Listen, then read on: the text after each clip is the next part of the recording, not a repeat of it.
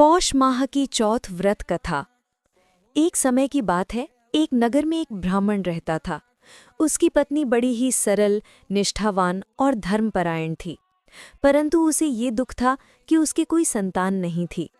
संतान प्राप्ति की इच्छा से वो हर त्योहार और हर व्रत बड़े प्रेम और नियम से करती थी। एक दिन पौष माह की चौथ का पावन अवसर आया। नगर की सभी महिलाएं भगवान गणेश का व्रत कर रही थीं। ब्राह्मण की पत्नी ने भी संतान की मनोकामना से ये व्रत रखने का संकल्प लिया। उसने पूरे शुद्ध मन से व्रत किया और रात में गणेश जी की कथा सुनकर अर्घ्य देकर व्रत पूरा किया। उसके इस व्रत से प्रसन्न होकर गणेश जी उसके स्वप्न में प्रकट हुए और बोले, हे सत्वगुणी स्त्री, तुम्हारा मन अत्यंत पवित्र है। तुम्हारी श्रद्धा से प्रसन्न होकर मैं तुमको शीघ्र ही एक तेजस्वी पुत्र प्रदान करूंगा। तुम प्रत्येक पौष चौथ को श्रद्धा से व्रत करती रहना। कुछ समय बाद ब्राह्मण की पत्नी ने एक सुंदर, सुशील और दिव्य तेज वाला पुत्र जन्मा। घर परिवार में बड़ी खुशी छा गई। समय बीतने पर वो लड़का बड़ा हुआ, बुद्धिमान, विवेकी और लोगों का प्रिय था।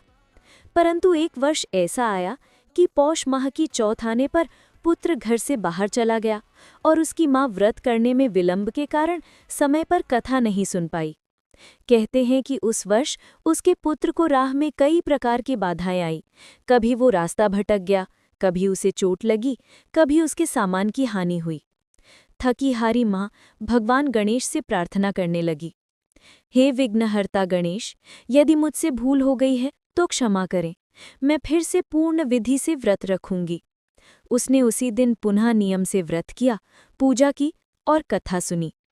कुछ ही समय में उसका पुत्र सुरक्षित घर वापस आ गया और बोला, माँ, आज ऐसा लग रहा है मानो किसी अदृश्य शक्ति ने मेरी रक्षा की हो।